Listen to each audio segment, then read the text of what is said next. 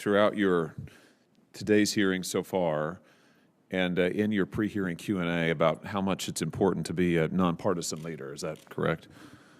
Yes, Senator. And so if you're confirmed, you will attempt to stay politically neutral in your decision-making. Is that fair to say? Yes, Senator. Fair characterization of your views, I should say. Yes, yes.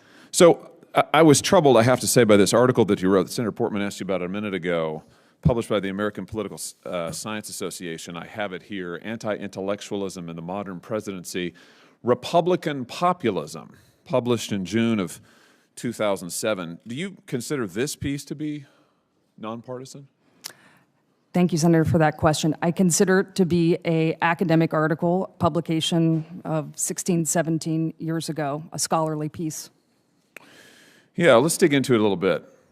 You write in your paper that to combat allegations of elitism, recent Republican presidents have adopted anti-intellectualism. Mm-hmm. How would you define anti-intellectualism?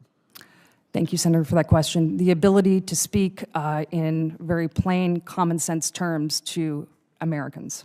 So you say recent Republican presidents, but your case studies are Dwight Eisenhower and Ronald Reagan, mm-hmm. and then coming up, I think, to George W. Bush. Mm-hmm. So what's the point here? I mean, you say at one point Republicans tend to exhibit anti-intellectual qualities. Democrats, on the other hand, coalesce on the intellectual tail of the continuum. So is the point that Republicans are stupid and Democrats are intellectual? Yes, thank you, Senator, for that question. Absolutely not. The point of the article is that the presidents that I featured in it have a rhetorical connection with the American people. A rhetorical connection that you say is anti-intellectual, and you feature every two-term Republican president, going back to Dwight Eisenhower. Yes, Senator, I think it's a piece on rhetoric, and it is really looking at how these presidents have been successful rhetorically in their arguments. Interesting. It's a piece on rhetoric, but you attribute part of the anti-intellectualism of the Republican Party to, in your words, the rise of the religious right. Mm-hmm. Tell me about that. Is it because those voters are stupid? Thank you, Senator, for that question. Absolutely not. And if I am confirmed as Archivist of the United States, I look forward to welcoming all Americans to the National Archives. So do you think that people who voted for Donald Trump are anti-intellectual? Thank you, Senator. I would not make any judgment on the people who voted for President Trump or any other president. So you don't think the people who voted for Dwight Eisenhower or Ronald Reagan or George W. Bush, they weren't anti-intellectual? The anti-intellectual rhetoric just appealed to them because what? What's your theory? Thank you, Senator, for that question. As I said, presidents are able to speak in common sense, plain terms to Americans that they understand. So you characterize President Reagan as having, quote, less than impressive intellectual capacities. You said President Eisenhower and Bush were decidedly intellectual. You said Reagan engaged in intellectual posturing.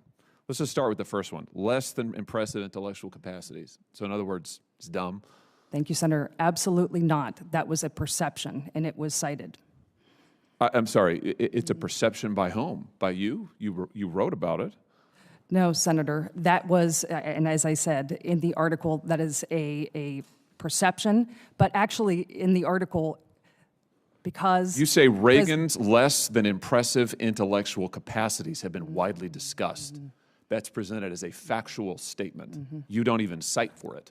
Mm-hmm. This is on page 298. I have your article. Don't dissemble in front of me. Mm-hmm. So Reagan's less than impressive intellectual capacities have been widely discussed. A fiery exchange erupts in the Senate Homeland Security Committee as Senator Josh Hawley confronts Biden's nominee for U.S. Archivist over a controversial academic article accusing Republican presidents of anti-intellectualism. Hawley presses hard on whether the nominee believes Republicans and their voters are unintelligent, raising serious concerns about political bias, trust in public institutions, and the weaponization of government agencies. Watch the full breakdown, key moments, and why this hearing has ignited national debate.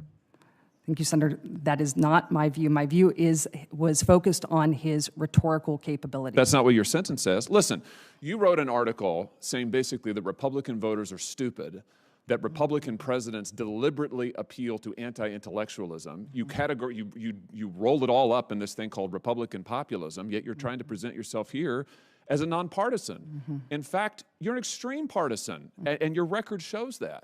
You're someone who has denigrated Republican presidents, every two-term Republican president, I hope I'm not leaving anybody out, that has, since the Second World War, and their voters in this lengthy article. I mean, I just don't understand. If you wrote it, why won't you stand behind it?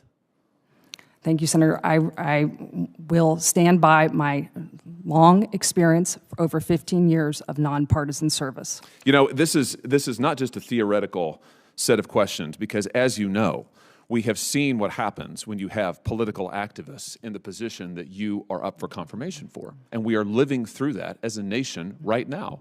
We are living through the weaponization, the political weaponization of the National Archives, the political weaponization of the Department of Justice, the political weaponization of the FBI, such that half of the people of this country cannot trust those institutions. We're living with a president who calls half the voters of this country semi-fascists, who have said that they are a threat to democracy.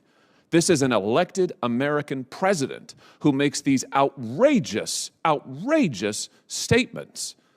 So in that environment, frankly, to have you up for confirmation for this position, which has become very politically charged, in a way I lament. It should not have been, but unfortunately, the past archivists have done what they've done. The FBI has done what it has done. DOJ has done what they have done. And here you are talking about the anti-intellectualism and, frankly, stupidity of American voters.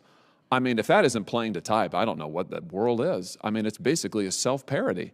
How can you assure me, or anybody watching this hearing, the millions of Americans, 75 million Americans who voted for a Republican in the last election, how can you assure them that you will be truly nonpartisan, given what you have said over a period of years? Yes. Thank you, Senator. I stand by my record of nonpartisan service at the Congressional Research Service, the Library of Congress, and at the White House Historical Association.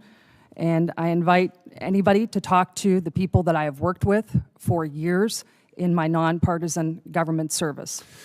Mr. Chairman, without objection, I'd like to enter this article, Anti-Intellectualism in the Modern Presidency, Republican Populism. I'd like to enter it into the record.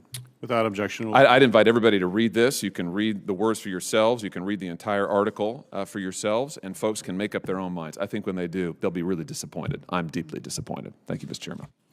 If you find this political breakdown interesting, please give me a thumbs up, and as well, like and subscribe for more.